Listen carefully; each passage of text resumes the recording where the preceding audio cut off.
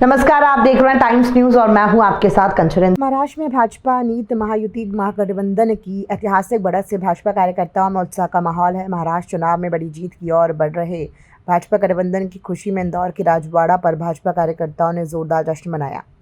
ढोल नगाड़ों की धुन पर कार्यकर्ता नाचते गाते नजर आए, साथ ही जमकर आतिशबाजी की गई। इस अवसर पर कार्यकर्ताओं ने राहगीरों को मिठाई खिलाकर अपनी खुशी साझा की और एक दूसरे को जीत की बधाई दी। जश्न में कैबिनेट मंत्री कैलाश विजयवर्गीय भी शामिल हुए। उन्होंने सभी कार्यकर्ताओं और समर्थकों का मुंह मीठा कराया। विजयवर्गीय ने मीडिया से चर्चा के दौरान कांग्रेस और उसके गठबंधन पर निशाना साधते हुए कहा कि महाराष्ट्र की जनता ने एक बार फिर भाजपा और प्रधानमंत्री नरेंद्र मोदी की नीतियों पर भरोसा जताया है। कांग्रेस और उसके गठबंधन की नकारात्मक राजनीति को जनता ने नकार दिया है। इस मौके पर पूरे देश भर में भाजपा कार्यकर्ताओं द्वारा जश्न मनाया जा रहा है। ये कारण नहीं है, मैं फिर कह रहा हूँ, विकास भी कारण है, कुशल प्रशासन कारण है, मोदी जी का नेतृत्व कारण है। और इसलिए किसी एक विषय पर कभी भी चुनाव जीता नहीं जाता। और मैं कह रहा हूँ कि एक गुलदस्ता होता है, गुलदस्ते में सब लोग होते हैं, सब चीज़ होती है। अब उसमें लाडली बहना भी, हम उससे इनकार नहीं कर रहे हैं, वो योजना भी है, तो सभी है। पर मोदी जी के प्रति और भारतीय जनता पार्टी के प्रति विश्वास है, ये एक संदेश महाराष्ट्र की जनता ने दिया है। क्या लगता है आगे शरद पवार उद्धव ठाकरे जैसे राजनेताओं को घर बैठा तो दिया है जनता ने, लेकिन संन्यास लेने नहीं, मैं दूसरा प्रश्न करता हूँ कि क्यों शरद पवार, उद्धव ठाकरे और कांग्रेस को लोग वोट देते, क्यों देते, क्या कारण है, उन्होंने क्या किया? मतलब ऐसा है कि उनके पास ना नेता है, ना नेतृत्व है, ना नीति है। एक बेमेल गठबंधन, सिर्फ एक ही कि मोदी जी को हराओ, भाजपा को हराओ।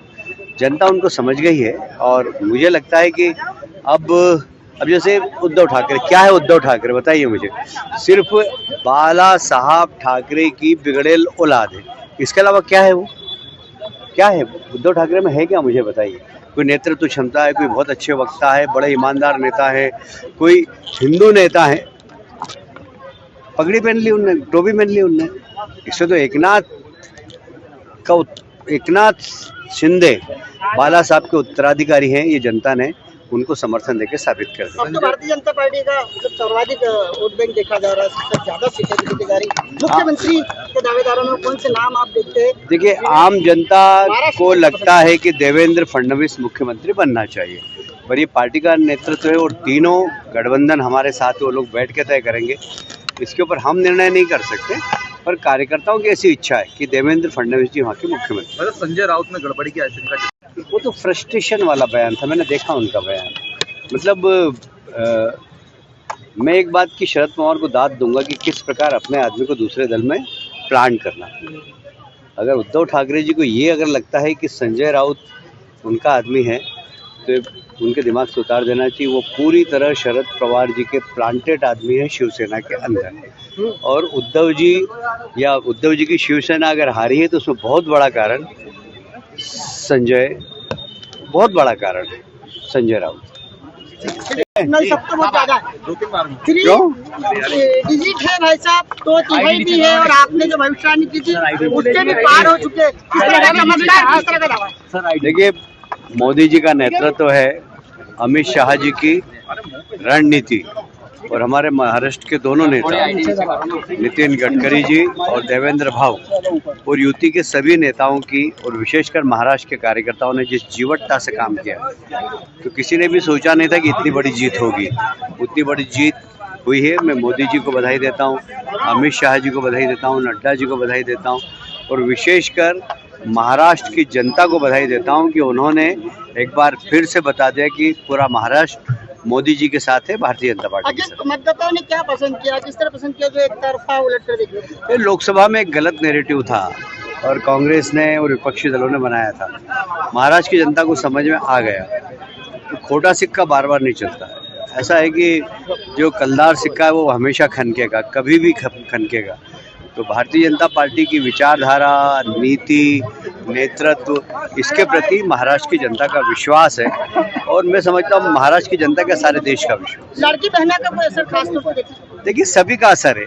जब भी कोई चुनाव जीता जाता तो उसमें गुलदस्ता रहता है, उसमें बीच में मोदी जी का फूल लगा हुआ, इधर अमित शाह जी का फूल है, इधर नड्डा जी का फूल है, उधर नितिन गडकरी जी है, उधर देवेंद्र बाबू है, तो गुलदस्ता रहता पूरा। और फिर सरकार की नीतियाँ, सरकार ने जो नीतियाँ हैं, और विशेषकर हमारे देश के प्रधानमंत्री ने 2014 में कहा था कि 50% आबादी जब तक सशक्त नहीं होगी, जब तक देश मजबूत नहीं होगा।